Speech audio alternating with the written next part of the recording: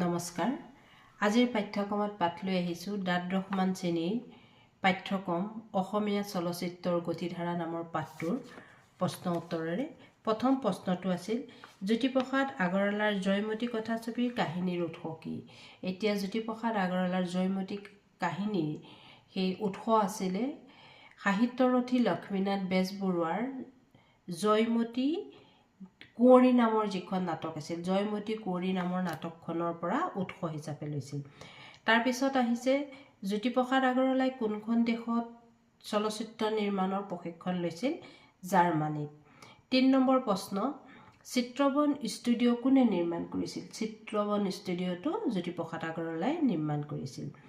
লক্ষ্যধৰ চৌধুৰীয়ে পৰিচালনা কৰা ছবিখনৰ নাম কি? সেইখন আছিলে 1955 চনত নিমিলা অংক। লতা মংগেশকাৰে গীতত কণ্ঠদান কৰা কথাছবি এখনৰ নাম লিখক। এইটো আপোনালোকে লিখিব। কথাছবিখনৰ নাম হৈছে এৰাবাটৰ সুৰ।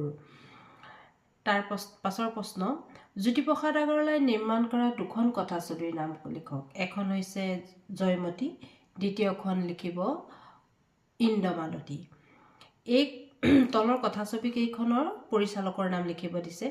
এৰাবাটৰ সুৰ আমি জানো সুধাকণ্ঠ ডক্টৰ ভূপেন হাজৰিকা, ডক্টৰ বেজবৰুৱা, এইখন হৈছে বজেন বৰুৱা, নাম মনত ৰাখিব, বেজবৰুৱা, বৰুৱাৰ লগত বজেন বৰুৱা। গঙা চিলনীৰ পাখি, এইখন হৈছে পদুম বৰুৱা। ভৱেন্দ্ৰনাথ শইকীয়াই পৰিচালনা কৰা 3খন কথাছবিৰ নাম লিখক। হৈছে সন্ধ্যাৰাগ, সাৰথি আৰু ইতিহাস। তাৰ পাছৰ প্ৰশ্ন, জয়মতী, চিৰাজ, সতী বেউলা এই কথাছবিকেইখনৰ সংগীত পৰিচালক কেইজনৰ নাম? জয়মতীৰ আমাৰ জ্যোতিপ্ৰসাদ আগৰৱালা, চিৰাজৰ হৈছে বিষ্ণুপ্ৰসাদ ৰাভা আৰু সতী বেউলাৰ হৈছে ভূপেন হাজৰিকা। অসম চৰকাৰে অসমীয়া চিনেমা শিল্পৰ বিকাশত কি ভূমিকা পালন কৰিছে? যিহেতু প্ৰথমতে আমাৰ এই চলচ্চিত্ৰ বিভাগটো বা চলচ্চিত্ৰ উদ্যোগটো ব্যক্তিগতভাৱে আৰম্ভণি হৈছিল জ্যোতিপ্ৰসাদ আগৰৱালাৰ হাতত। কিন্তু তাৰ পৰৱৰ্তী সময়ত এই চৰকাৰে, অসম চৰকাৰে ইয়াৰ ওপৰত পদক্ষেপ লৈছে। কেনেকুৱা ধৰণে ল'লে যে শিল্পী সাহিত্যিকসকলৰ কৰ্মসংস্থাপনৰ কথা ভাবি বিকাশ লাভ কৰিলে। যেনে ধৰক উদ্যোগটো কি কৰিলে, 1935 চনত আৰম্ভ কৰা জ্যোতিপ্ৰসাদ আগৰৱালাই শুভাৰম্ভ কৰা এই চলচ্চিত্ৰ উদ্যোগটোৰ পাছত চৰকাৰে কি কৰিলে, আৰ্থিক অনুদান আগবঢ়োৱাৰ ব্যৱস্থা কৰিলে। তাৰ লগতে জ্যোতিপ্ৰসাদ আগৰৱালাৰ স্মৃতিত জ্যোতি চিত্ৰবন ছ'চাইটি নামেৰে ষ্টুডিঅ' কমপ্লেক্স নিৰ্মাণ কৰি অসমীয়া চলচ্চিত্ৰ নিৰ্মাতাসকলক চিনেমা প্ৰযোজনা কৰিবৰ বাবে বাহিৰলৈ যাব নলগা হ'ব লগা এক ব্যৱস্থা কৰি দিলে বা সকাহ দিলে। তাৰপিছতে সেই চৌহদতে ভূপেন হাজৰিকা আঞ্চলিক চৰকাৰী ফিল্ম এণ্ড টিভি ইনষ্টিটিউট নামৰ চলচ্চিত্ৰ নিৰ্মাণৰ প্ৰশিক্ষণ এখন বিদ্যালয় স্থাপন কৰিলে। আৰু ছবি প্ৰযোজনাত সহায় কৰিবলৈ গঠন কৰা হৈছে অসম ৰাজ্যিক চলচ্চিত্ৰ বৃত্ত আৰু উন্নয়ন নিগম। আৰু চৰকাৰে চলচ্চিত্ৰ সংগ্ৰহালয়ো স্থাপন কৰিছে। তাৰ পিছৰ প্ৰশ্ন, জ্যোতিপ্ৰসাদ আগৰৱালাই তেওঁ জয়মতী বোলছবিখন কিমান চনত নিৰ্মাণ কৰিছিল? 1935 চনত। উৎপল দত্তৰ দুখন উল্লেখযোগ্য গ্ৰন্থৰ নাম লিখিব দিছে। চলচ্চিত্ৰ আৰু 24 ফ্ৰেমছ। তেওঁ পৰিচালনা কৰা 3খন তথ্যচিত্ৰৰ নাম লিখিব দিছে। বাইলেণ্ড 2, থ্ৰ' ট্ৰাষ্ট এণ্ড ফিয়েৰ আৰু বৰগীত এটি ধ্ৰুৱতী ৰত্ন। 4 নম্বৰ প্ৰশ্ন, জ্যোতিপ্ৰসাদ আগৰৱালাই জয়মতীৰ প্ৰথম দৰ্শনীৰ আয়োজন কেতিয়া আৰু ক'ত কৰিছিল? কৰিছিল তেওঁ 1935 চনৰ 10 মাৰ্চত আৰু কলিকতাৰ ৰাওনাত প্ৰেক্ষাগৃহ যিটো চিনেমা হল, সেই চিনেমা হলৰ প্ৰেক্ষাগৃহত কৰিছিল। ইন্দ্ৰমালতী কথাছবিখন কিমান চনত? ইন্দ্ৰমালতীখন মনত ৰাখিব 4 বছৰ পিছত 1939 চনত। লতা মংগেশকাৰে গোৱা প্ৰথম অসমীয়া গীতটো কোনখন কথাছবিয়ে? এই এৰাবাটৰ সুৰ। ইয়াৰ আগতো কৈছোঁ এইটো উত্তৰ। বজেন বৰুৱাই নিৰ্মাণ কৰা হাস্যৰসৰ ছবিখনৰ নাম কি? ইটো সিটো বহুতো। ইটো সিটো বহুতো। আনোৱাৰ হুছেইনে নিৰ্মাণ কৰা ছবিখনৰ নাম লিখিব দিছে তেজীমলা। ভূপেন হাজৰিকাই খাচী ভাষালৈ ডাব কৰা ছবিখনৰ নাম কি? প্ৰতিধ্বনি। বজেন বৰুৱাই পৰিচালনা কৰা 3খন ছবিৰ নাম লিখিব দিছে মুকুতা, ললিতা আৰু উপজা সোণৰ মাটি। জাহ্নু বৰুৱাই পৰিচালনা কৰা প্ৰথম অসমীয়া ছবিখনৰ নাম লিখিব দিছে অপৰূপা। বাস্তৱধৰ্মী ছবিৰে সন্মান কঢ়িয়াই অনা কেইজনমান পৰিচালকৰ নাম লিখিব দিছে। সেইকেইজন হৈছে শান্তনা বৰদলৈ, অতুল বৰদলৈ, সঞ্জীৱ হাজৰিকা, বিদ্যুৎ চক্ৰৱৰ্তী, মঞ্জু বৰা আৰু গৌতম বৰা।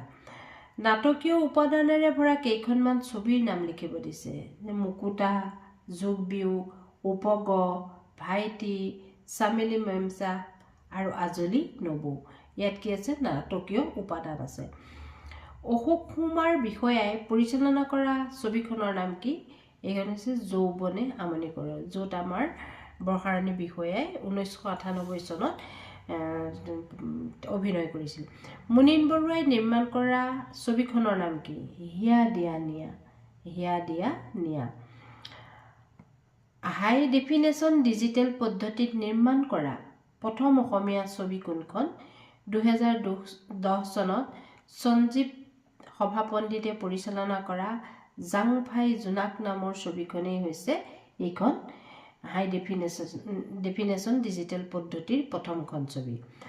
ৰাষ্ট্ৰপতিৰ চাৰ্টিফিকেট অৱ মেৰিট লাভ কৰা অসমীয়া ছবিখনৰ নাম কি? প্ৰথম 1955 চনত ফণী শৰ্মাৰ পৰিচালিত পিয়লি ফুকন এই ছবিখনে পাইছিলে। ৰাষ্ট্ৰীয় পৰ্যায়ত প্ৰথমটো পুৰস্কাৰ কোনে লাভ কৰে?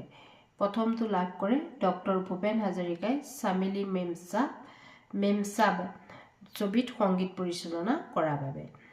ডক্টৰ ভৱেন্দ্ৰনাথ শইকীয়াই কোনখন ছবিৰ বাবে শ্ৰেষ্ঠ চিত্ৰনাট্য বঁটা লাভ কৰে? সেইখন হৈছে অগ্নি স্নান। শ্ৰেষ্ঠ পৰিচালক বঁটা কোনে লাভ কৰিছিল?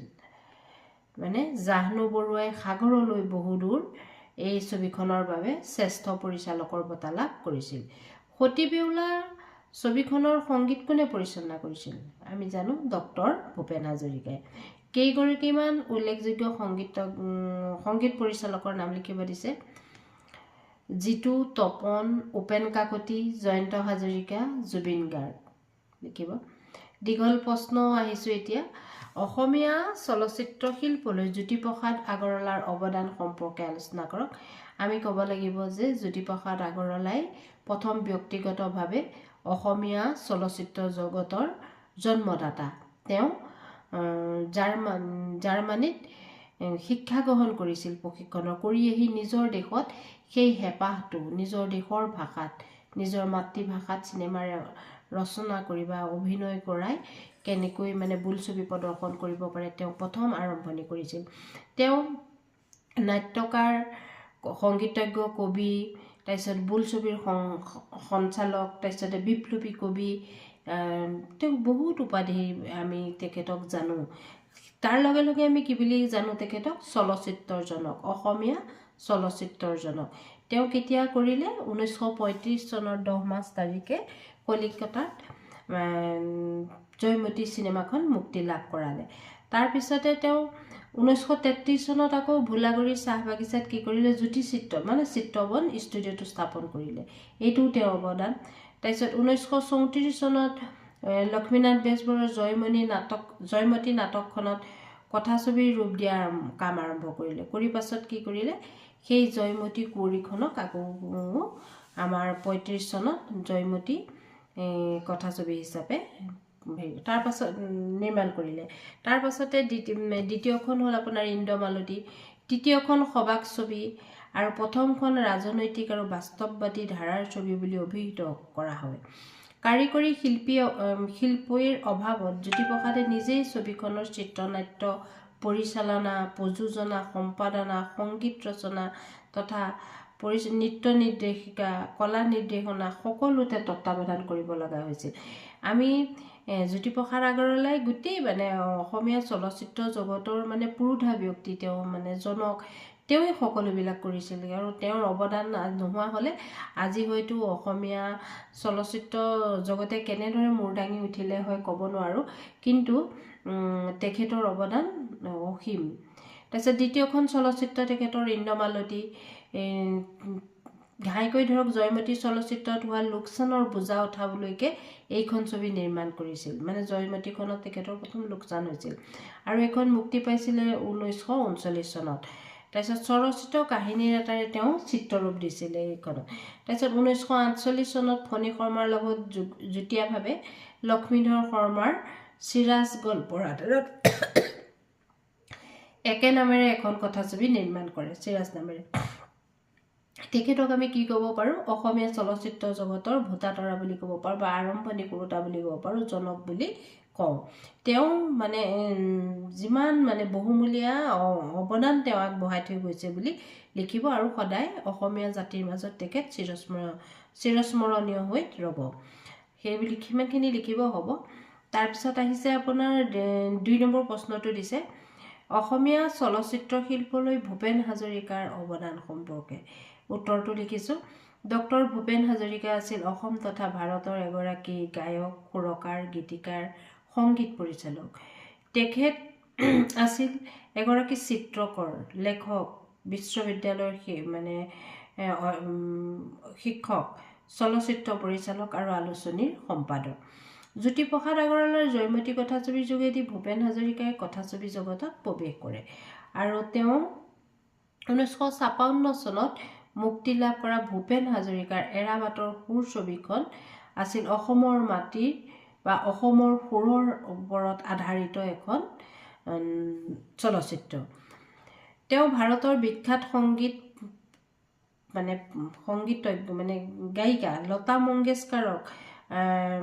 মংগেশকাৰ হেমন্ত মুখাৰ্জী আদিৰ কণ্ঠ ব্যৱহাৰ কৰি ছবিখনক এটি বহল প্ৰেক্ষাপটত চিনাকি কৰাই দিছিল ৰাষ্ট্ৰীয় পৰ্যায়ত প্ৰথমটো পুৰস্কাৰ মানে চামেলি মেমচাহে যে সংগীত পৰিচালনাৰ বাবে লাভ কৰিছিল সেই পুৰস্কাৰ তেওঁ লাভ কৰিছিল আকৌ 1965 চনত মানে খাচী লোকৰ কথাৰ ভিত্তিত ডাব কৰিছিলে প্ৰতিধ্বনি ছবিখন সেইটো কথা লিখিব মানে বাণিজ্যিকভাৱে মুক্তি দিছিল তেওঁ অসমীয়ালৈ মানে ডাব কৰা চিনেমা ডাব কৰা প্ৰথম আগভাগ লৈছিল তেওঁ প্ৰথম আছিল তাৰপিছতে তেওঁ ছবি প্ৰযোজক ৰাজশ্ৰী প্ৰডাকশ্যনৰ লগত যৌথ প্ৰযোজনাত নিৰ্মাণ কৰিছিল চিকমিক বিজুলী আৰু 1974 চনত ভূপেন হাজৰিকাই ভাৰত চৰকাৰৰ পৰা কি পাইছিল শ্ৰেষ্ঠ সংগীত পৰিচালকৰ স্বীকৃতি লাভ কৰে সতী বেউলা ছবিখন তেওঁ মানে সংগীত পৰিচালনা কৰিছিল এনেদৰে অসমীয়া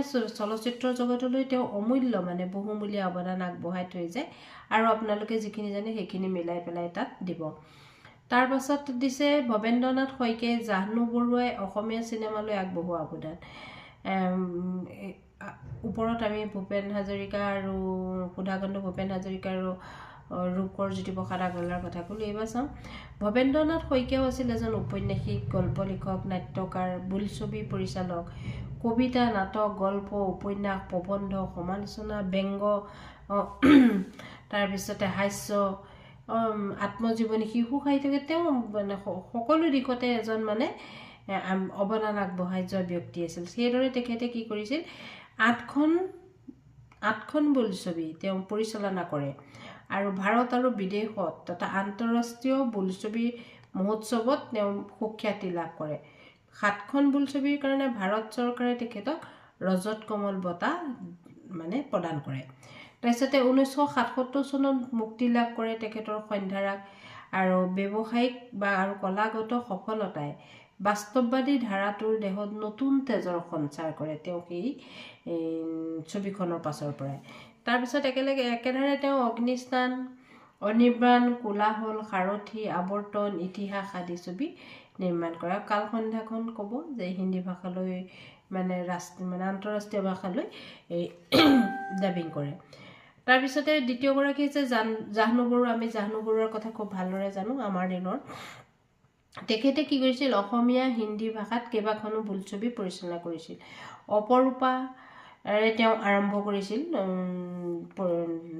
ছবি পৰিচালনাৰে তাৰপিছত তেখেতে পাপৰি হালধীয়া চৰাই বাওধান খাই বনানী ফিৰিঙতি কুশল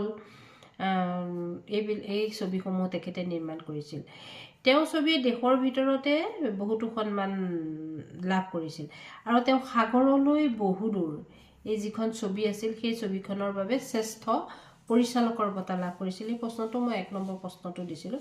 গতিকে দেখা যায় যে ভৱেন্দ্ৰনাথ শইকীয়া আৰু জাহ্নু বৰুৱাই অসমীয়া চলচ্চিত্ৰ জগতলৈ অভূতপূৰ্ণ বৰঙণি আগবঢ়াই আহিছে। তাৰপিছত বিনোদনধৰ্মী ছবিৰ কথা ক'বলৈ গ'লে আমি ক'ব লাগিব বজেন বৰুৱাৰ কথা। তাৰ সেইটোৰ বিষয়ে লিখিবলৈ দিলে লিখিব যে বজেন বৰুৱাই পৰিচালনা কৰা ডক্টৰ বেজবৰুৱা ছবিখনেই প্ৰথম আছিল বিনোদন ছবিৰ ধাৰাটো আৰম্ভ কৰা এখন ছবি। এই ছবিবোৰৰ প্ৰায়ভাগৰে কাহিনী আছিল আৱেগপূৰ্ণ আৰু নাটকীয় উপাদানেৰে ভৰা। মুকুতা, যোগ বিয়োগ, উপগ্ৰহ, ভাইটি, চামেলি মেমচাহ, আজলি নবৌ আদি এই ধৰণৰ বিনোদনধৰ্মী ছবি।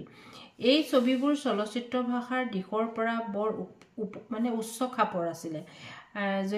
দৰ্শকৰ ৰচিবোধৰ প্ৰতি সন্মান জনাই এটা নিতুল কাহিনী গ্ৰহণ কৰিছিল আৰু তাক দৰ্শকৰ মাজত আবদ্ধ কৰি ৰাখিছিল। এনেকৈ এইখিনি কথা লিখিব।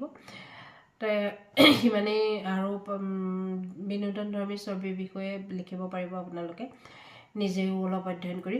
তাৰপিছত দিছে ৰাষ্ট্ৰীয় আন্তঃৰাষ্ট্ৰীয় স্বীকৃতি সম্পৰ্কে। এতিয়া প্ৰথম ৰাষ্ট্ৰীয় আন্তঃৰাষ্ট্ৰীয় স্বীকৃতি পাইছিলে আপোনাৰ ধৰক ফণী শৰ্মাৰ পিয়লি ফুকন